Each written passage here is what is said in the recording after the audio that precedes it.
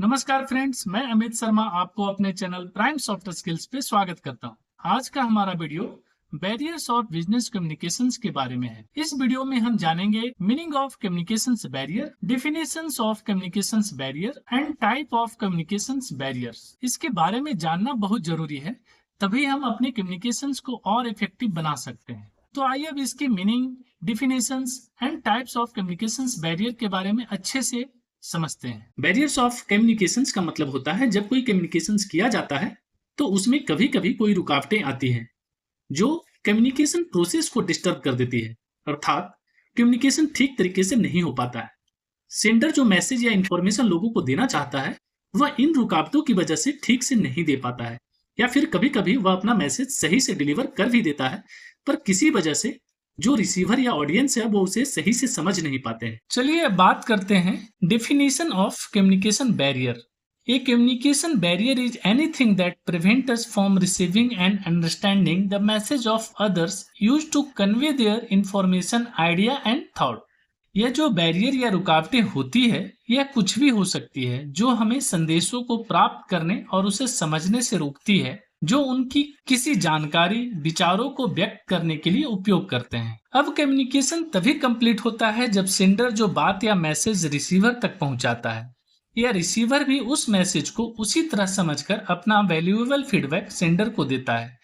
तब हम कह सकते हैं कि कम्युनिकेशन प्रोसेस कंप्लीट हुई है। पर कभी रिसीवर या उस मैसेज को वैसे नहीं समझ पाता है जैसा सेंडर उसे समझाना चाह रहा है। कुछ रुकावटें आ जाती है, मिसअंडरस्टैंडिंग हो जाती है, जिनकी वजह से कम्युनिकेशन कंप्लीट नहीं हो पाता है। अब यह मिसअंडरस्टैंडिंग कई रीजन से हो सकती है, तो इन्हें ही हम बैरियर्स कहते हैं। इस प्रकार यह जो बैरियर्स होते हैं यह कई तरीके के होते हैं जिनके बारे में हमें जानना बहुत जरूरी है। तो आइए अब आगे जानते हैं types of communications barriers. Number 1, psychological barriers, मानसिक बाधाएं। नंबर 2, इमोशनल बैरियर्स, भावनात्मक बाधाएं। नंबर 3, कल्चरल बैरियर्स, सांस्कृतिक बाधाएं। नंबर 4, फिजिकल बैरियर्स, भौतिक बाधाएं। नंबर 5, एटीट्यूड बैरियर्स, दृष्टिकोण संबंधी बाधाएं। नंबर 6, परसेप्शन बैरियर्स, धारणा संबंधी बाधाएं। नंबर 7, फिजियोलॉजिकल बैरियर्स, शारीरिक बाधाएं। नंबर 8, हायरार्किकल बैरियर्स, पदानुक्रम संबंधी बाधाएं। नंबर 9, पर्सनल बैरियर्स, व्यक्तिगत बाधाएं। अब हम लोग प्रत्येक बैरियर्स को एग्जाम्पल की मदद से समझने की कोशिश करते हैं। नंबर 1, साइकोलॉजिकल बैरियर्स, जिसको हिंदी में हम लोग मानसिक बाधाएं कहते हैं। ये बाधाएं व्यक्ति की मानसिक स्थिति या मानसिकता से संबंधित होती है, जैसे कि एंजाइटी, नर्वसनेस या किसी प्रकार का डर, जो इफेक्टिव कम्युनिकेशंस में बाधा डाल सकता है। अब एग्जाम्पल है इसका, एक कर्मचारी को उसके बॉस के सामने प्रेजेंटेशन देने से पहले बहुत एंजाइटी हो रही है।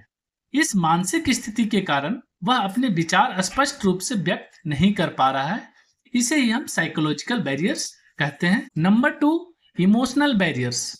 इमोशनल बैरियर्स, जिसे हिंदी में हम भावनात्मक बाधाएं कहते हैं। भावनात्मक बाधाएं व्यक्ति की करंट इमोशंस से जुड़ी होती है। अगर कोई व्यक्ति गुस्से में, उदास या अत्यधिक खुश है तो ये इमोशंस कम्युनिकेशंस को प्रभावित कर सकते हैं। अब एक एग्जाम्पल देखते हैं। एक व्यक्ति जिसने अभी अभी किसी प्रियजन को खोया है, वह अपने साथी कर्मचारियों से इफेक्टिवली कम्युनिकेट नहीं कर पा रहा है क्योंकि वह गहरे दुख में है। इसे ही हम इमोशनल बैरियर्स कहते हैं। नंबर 3, कल्चरल बैरियर्स, जिसे हिंदी में हम सांस्कृतिक बाधाएं कहते हैं। विभिन्न संस्कृतियों के लोग अलग अलग तरीकों से कम्युनिकेट करते हैं। भाषा, रीति रिवाज और व्यवहार में अंतर कल्चरल बैरियर्स का कारण बन सकते हैं। अब एक एग्जाम्पल की मदद से इसे समझने की कोशिश करते हैं। एक भारतीय और एक अमेरिकी कंपनी के बीच मीटिंग हो रही है। भारतीय प्रतिनिधि नमस्ते कहते हुए हाथ जोड़ता है, जबकि अमेरिकी प्रतिनिधि हाथ मिलाने की कोशिश करता है। इस सांस्कृतिक अंतर के कारण ऑकवर्डनेस पैदा हो जाती है। इसी तरह कोई लोअर लेवल का एम्प्लॉय है, वह इंग्लिश नहीं जानता है पर सुपरवाइजर उसे इंग्लिश में कुछ बता रहा है, तो वह एम्प्लॉय उसे समझ नहीं पाएगा, तो यह लैंग्वेज बैरियर होगा। नंबर 4, फिजिकल बैरियर्स, जिसे हम हिंदी में भौतिक बाधाएं कहते हैं। ये बाधाएं भौतिक परिवेश से जुड़ी होती है, जैसे कि नॉइज, डिस्टेंस या कोई फिजिकल ऑब्स्ट्रक्शंस। जो कम्युनिकेशंस को प्रभावित करती है। अब एक एग्जाम्पल की मदद से इसे समझते हैं। एक ऑफिस में बहुत शोरगुल है, जिससे वहां के कर्मचारी एक दूसरे से ठीक से बात नहीं कर पा रहे हैं और उन्हें बार बार अपनी बात दोहरानी पड़ रही है। इसे ही हम फिजिकल बैरियर्स, भौतिक बाधाएं कहते हैं। नंबर 5, एटीट्यूड बैरियर्स, जिसे हम हिंदी में दृष्टिकोण संबंधी बाधाएं कहते हैं। ये बाधाएं व्यक्ति के एटीट्यूड या दृष्टिकोण से संबंधित होती है। नेगेटिव एटीट्यूड, स्टेरियोटाइप्स या वाइज्ड ओपिनियन इफेक्टिव कम्युनिकेशंस में रुकावट डाल सकती है। अब एक एग्जाम्पल से इसे समझते हैं। एक वरिष्ठ प्रबंधक यह मानता है कि जूनियर कर्मचारी कभी भी अच्छे सुझाव नहीं दे सकते हैं। इस दृष्टिकोण के कारण वह उनके सुझावों को सुनने के लिए तैयार नहीं होता है। इसे ही हम एटीट्यूड बैरियर्स कहते हैं। नंबर 6, परसेप्शन बैरियर्स, जिसे हम हिंदी में धारणा संबंधी बाधाएं कहते हैं। ये बाधाएं व्यक्ति की परसेप्शन या धारणा पर आधारित होती है। Different interpretation of the same message या कोई प्री कन्विंस्ड नोशन भी कम्युनिकेशंस में बाधा बन सकता है। अब एक एग्जाम्पल की मदद से इसे हम समझने की कोशिश करते हैं। एक कर्मचारी मानता है कि उसके बॉस हमेशा उसकी आलोचना ही करते हैं। इस धारणा के कारण वह हर फीडबैक को निगेटिव समझता है, भले ही वह कंस्ट्रक्टिव फीडबैक हो। इसे ही हम परसेप्शन बैरियर्स, धारणा संबंधी बाधाएं कहते हैं। नंबर 7, फिजियोलॉजिकल बैरियर्स, शारीरिक बाधाएं, जिसको हम लोग हिंदी में कहते हैं।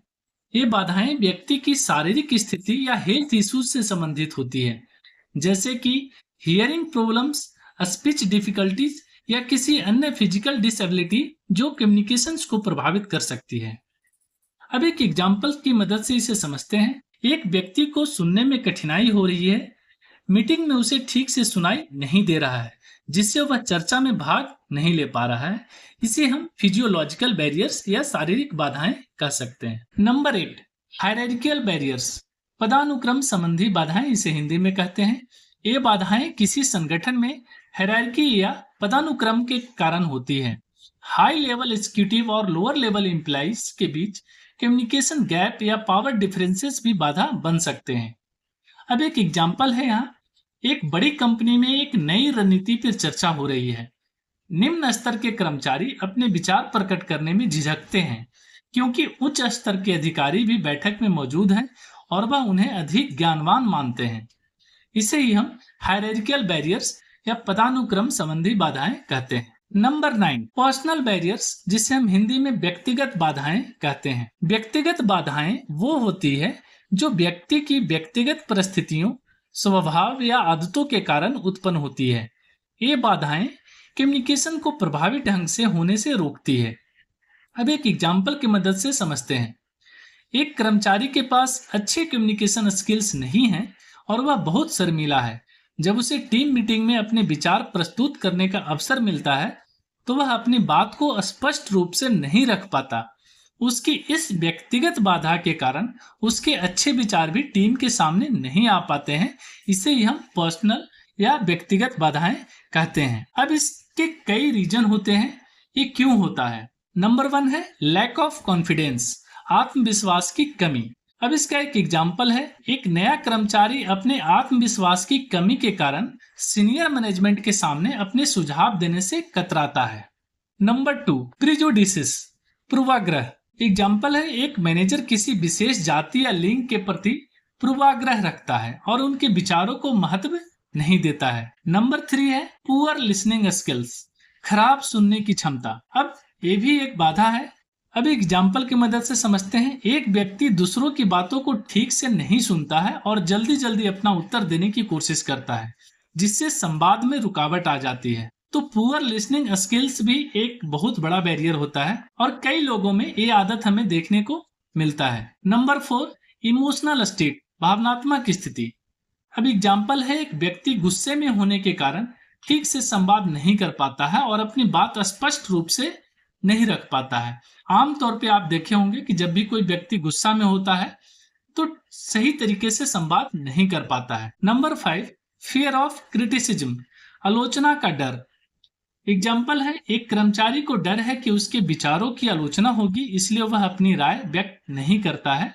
तो ये सारे पर्सनल बैरियर्स के ही अंदर आते हैं। फ्रेंड्स, आज के इस वीडियो में इतना ही। उम्मीद करता हूँ कि आपको बैरियर ऑफ बिजनेस कम्युनिकेशन अच्छे से समझ में आ गया होगा। वीडियो पसंद आया हो तो वीडियो को लाइक करें, अपने फ्रेंड को फेसबुक या व्हाट्सएप के थ्रू आप इसे शेयर भी करें। अगर कोई डाउट या सजेशन है तो आप नीचे कमेंट करके मुझे बता सकते हैं। अगर आप हमारे चैनल को अभी तक सब्सक्राइब नहीं किए हैं तो चैनल को जल्दी से सब्सक्राइब कर लीजिए और साथ ही बेल आइकन को भी प्रेस कर दीजिए ताकि वीडियो का नोटिफिकेशन आपको हर बार मिले। हमारे इस वीडियो को अंत तक देखने के लिए आपने अपना कीमती समय दिया, इसके लिए बहुत बहुत धन्यवाद। फ्रेंड्स, फिर मिलेंगे किसी नए वीडियो के साथ। तब तक के लिए जय Hind. Keep watching, keep growing.